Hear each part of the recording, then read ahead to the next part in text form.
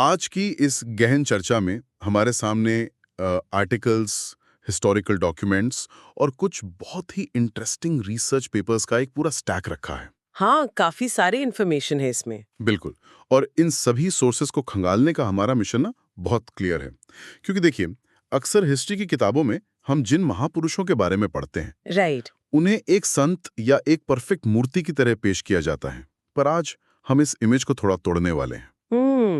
यानी उनकी real practical side को एक्सप्लोर करेंगे। एग्जैक्टली हमारा फोकस ये समझना है कि कैसे एक आम से दिखने वाले इंसान ने सत्याग्रह और खादी जैसे आइडियाज को, जो सुनने में बहुत थ्योरेटिकल लगते हैं, हाँ। उनको महज किताबी बातें नहीं रहने दिया।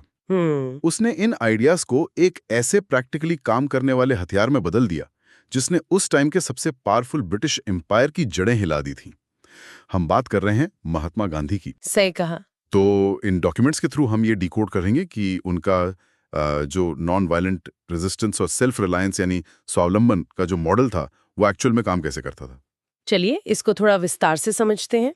तो इस पूरी रिसर्च में जो बात सबसे पहले ध्यान खींचती है ना, वो ये है कि हम किसी पैदाइशी लीडर की कहानी नहीं देख रहे हैं। मतलब वो बचपन से ही ऐसे नहीं थे। बिल्कुल नहीं। सोर्सेज बहुत क्लियरली एक ऐसे इंसान का पिक्चर पेंट करते हैं जो शुरुआत में बेहद शर्मीला था। ओह अच्छा। हाँ, जब वो लंदन से लॉ के पढ़ाई पूरी करके इंडिया वापस लौटे ना, तो एक लॉयर के तौर पर कोर्टरूम में बोलने से भी उनको डर लगता था। वेट, वाकई एक लॉयर को बोलने से डर लगता था? हाँ, उनकी टांगे कांपती थी लिटरली। तो यहाँ कोई ऐसा हीरो नहीं है जो पैदा होते ही रेवोल्यूशन लीड करने के लिए तैयार था। राइट। बल्कि ये एक ऐसे इंसान के डेवलपमेंट की कहानी है जिसके आदर्श और प्रिंसिपल्स असली दुनिया की कड़वी सच्चाइयों से टकराकर एक सॉलिड पॉलिटिकल स्ट्रेटजी में बदल गए। एग्जैक्टली। और मुझे लगता है ये जो टकराव है ना, ये सबसे वायलेंट फॉर्म में तब सामने आता है जब वो काम के सिलसिले में साउथ अफ्रीका जाते हैं। 24 साल की उम्र में। हाँ, और हमारे पास जो हिस्टोरिकल अकाउंट्स हैं, वो बताते हैं कि साउथ अफ्रीका में नस्लीय भेदभाव यानी रेशियल डिस्क्रिमिनेशन सिर्फ लोगों के दिमाग तक लिमिटेड नहीं था। नहीं, वो तो पूरा एक लीगल और इंस्टीट्यूशनल सिस्टम था वहां का। सिस्टम था, राइट। तो वो जो पीटरमारिट्सबर्ग स्टेशन वाली घटना है, जहां उनके पास फर्स्ट क्लास कंपार्टमेंट का टिकट था, हाँ, वैलिड टिकट होने के बावजूद भी सिर्फ उनके रंग की वजह से उन्हें ट्रेन से बाहर फेंक दिया गया। बिल्कुल नहीं। अगर इन डॉक्यूमेंट्स के साइकोलॉजिकल एंगल को देखें तो ये कुछ वैसा ही है जैसे कोई थ्योरेटिकल साइंटिस्ट अचानक किसी ऐसी मुसीबत में फंस जाए जहां उसे अपनी थ्योरी को जिंदा रखने के लिए एक एक्चुअल फिजिकल मशीन बनानी पड़े। एग्जैक्टली वो एक ऐसा मोमेंट था जहां उनके बिलीव्स को या तो टूटना था या फिर एक टूल में बदल जाना था।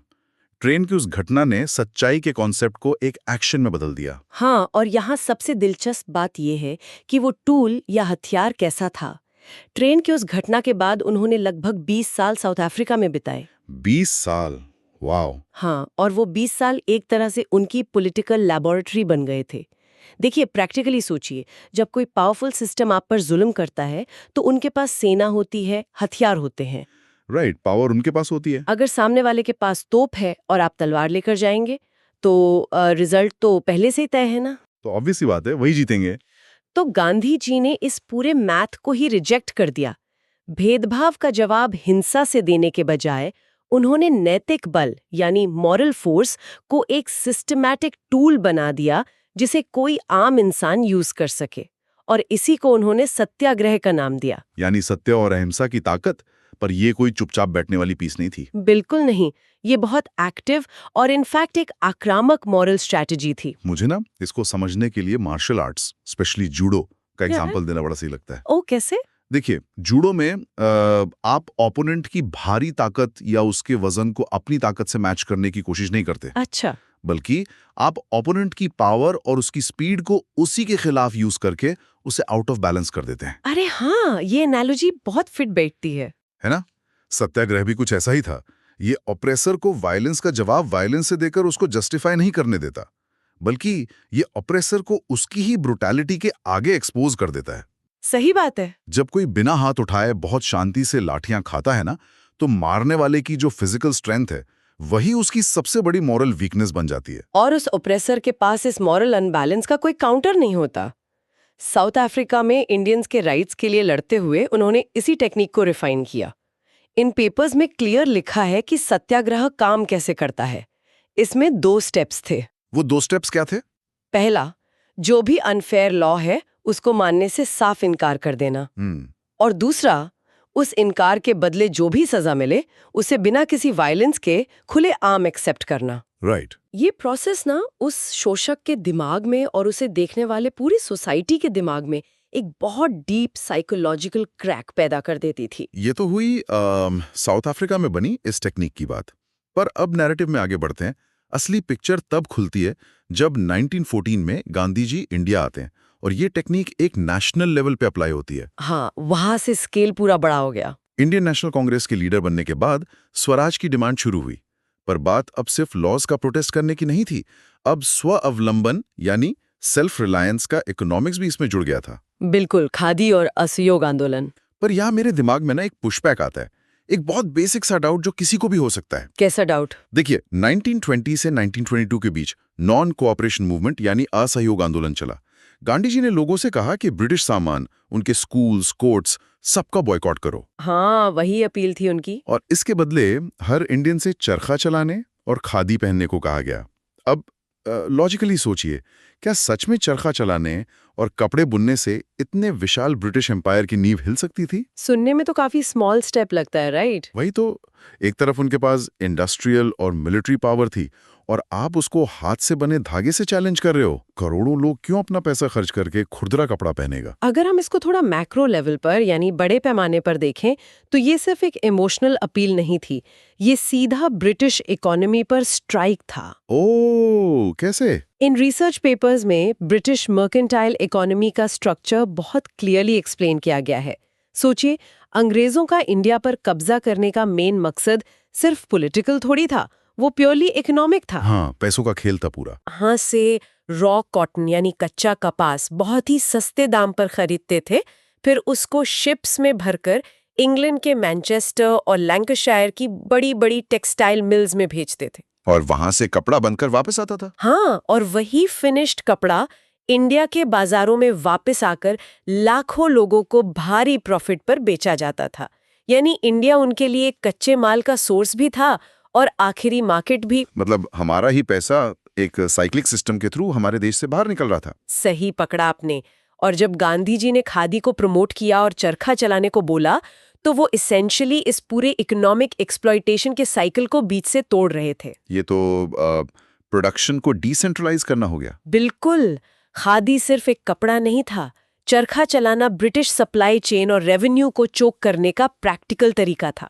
Oh wow! जब गांव-गांव में हर घर में चरखा चलने लगा, तो इसने आम जनता को बिना किसी हथियार के इकोनॉमिक आजादी की ताकत दे दी। इससे एक और चीज हुई ना, जो लड़ाई पहले सिर्फ कुछ पढ़े लिखे लॉयर्स या अमीर लोगों की थी, वो अब एक अनपढ़ किसान की लड़ाई भी बन गई। हाँ, क्योंकि आजादी अब कोई ऐसी चीज नहीं रही जो सिर्फ बैठ के डिस्कस की जाए।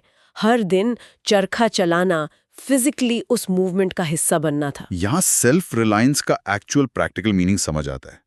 अगर देश नमक और कपड़े के लिए अपने ऑप्रेसर पर डिपेंड है, तो वो लड़ेगा कैसे? एग्जैक्टली, आजादी की पहली शर्त आत्मनिर्भरता है। और यहीं से ना बात अब इकोनॉमिक विरोध से आगे बढ़ती है। अब टाइम आ गया था सीधे तौर पर इनजस्टिस वाले कानून तोड़ने का। यहाँ बात आती है दांडी मार्च और नमक सत्याग्रह की। 1930 का सॉल्ट मार्च। हाँ, मेरे हिसाब से यहाँ आकर बात सच में बहुत रोचक हो जाती है। सिविल डिसोबीडियंस या सविनय अवज्ञा के लिए गांधी जी ने चुनाव किया नमक का, जिसको लेके उस वक्त कांग्रेस के भी बहुत सारे बड़े नेता एक्चुअली परेशान थे। हाँ, उन्हें लगा कोई बड़ा एडमिनिस्ट्रेटिव रूल तोड़ते हैं, नमक जैसी आम चीज क्यों। लेकिन अगर मैं एक नई एनालॉजी दूं तो नमक चुनना एक ब्रिलियंट मूव था। कैसे? सोचिए, आज के जमाने में अगर कोई गवर्नमेंट इंटरनेट पर या पीने के पानी पर 500% टैक्स लगा दे, अरे बाप रे, लोग तो पागल हो जाएंगे। वही ना, इंटरनेट आज के टाइम में बेसिक जरूरत है। वही हाल उस वक्त नमक का था। इंडिया जैसी गर्म जगह में जहां मजदूर दिन भर पसीना बहा रहा है, उसको नमक चाहिए। उस पर टैक्स लगाना मतलब समाज के हर तबके को टारगेट करना। हिंदू, मुसलमान, अमीर, गरीब, सबको इफेक्ट कर रहा था वो टैक्स। हाँ, तो नमक चुनना बहुत ही शानदार और प्रैक्टिकल पॉलिटिकल स्ट्रैटेजी थी, जिसने सबको यूनाइट कर दिया। और उस स्ट्रैटेजी को एग्जीक्यूट करने का तरीका भी देखिए। उनका जो ये नॉन वायलेंट रेजिस्टेंस था ना, वो कोई अंधा या रैंडम विरोध नहीं था, एकदम कैलकुलेटेड कैंपेन था। साबरमती आश्रम से दांडी तक का वो 400 किलोमीटर का मार्च। हाँ, और इसको उन्होंने 24 दिन तक लंबा खींचा। इसके पीछे का रीजन भी मीडिया से जुड़ा हुआ था, है ना? बिल्कुल। देखिए, आजकल तो ब्रेकिंग न्यूज तुरंत आ जाती है, लेकिन उस जमाने में एक दिन में नहीं पहुंच सकती थी खबर। 24 दिन तक रोज थोड़ा थोड़ा चलने से उन्होंने दुनिया भर के प्रेस के लिए एक सस्पेंस क्रिएट कर दिया। ओह, स्लो बर्न, सरकता हुआ सस्पेंस। हाँ, यूएस और यूरोप के जर्नलिस्ट इंडिया आए, उन्हें मार्च ट्रैक करने का टाइम मिला। रोज न्यूज़पेपर्स में फ्रंट पेज पे फोटो छपने लगी। इसने ब्रिटिश गवर्नमेंट को एक पीआर नाइटमेयर में डाल दिया। पीआर नाइटमेयर, ये वर्ड एकदम परफेक्ट है। वाइसरॉय और एडमिनिस्ट्रेशन फंस गए थे। अगर उन्हें अरेस्ट कर लेते तो दुनिया क्या बोलती कि इतना बड़ा एम्पायर एक शांति से चलने वाले बुजुर्ग से डर गया। और अगर नहीं अरेस्ट किया, जो कि उन्होंने शुरू में किया भी नहीं, तो लोग तो धड़ल्ले से कानून तोड़ रहे थे। Exactly, Right. उनका एडमिनिस्ट्रेशन मजाक बन गया। और यही वो जादू था जिसका आपने शुरू में जिक्र किया था। उन्होंने सिस्टम को उसी के वेट के नीचे गिरा दिया। और जब दांडी में नमक उठाकर रूल टूटा, तब गवर्नमेंट रिएक्ट करती है। लाठीचार्ज होता है, अरेस्ट होते हैं, हजारों लोग जेल गए। पर जब दुनिया भर में ये न्यूज प्रिंट हुई कि पीसफुल निहत्थे लोगों पर ये सपोजिडली सिविलाइज्ड ब्रिटिश एम्पायर लाठियां बरसा रहा है, तो उनकी वो मॉरल अथॉरिटी हमेशा के लिए खत्म हो गई। सही बात है। और इसी मॉरल ताकत ने आगे चलकर 1942 के क्विट इंडिया मूवमेंट यानी भारत छोड़ो आंदोलन की ग्राउंड तैयार की, जहां आम जनता ही लीडर बन चुकी थी। पर इन डॉक्यूमेंट्स में सिर्फ इन पॉलिटिकल कैंपेन्स की बात नहीं है। एक और कोर फिलॉसफी है जो पॉलिटिक्स से बड़ी थी, उनका सामाजिक सुधार का काम। हाँ, ये मिस नहीं किया जा सकता। उनका कंप्लीटली मानना था कि एक सोसाइटी जो अपने ही लोगों के साथ भेदभाव करती है, वो आजादी के काबिल ही नहीं है।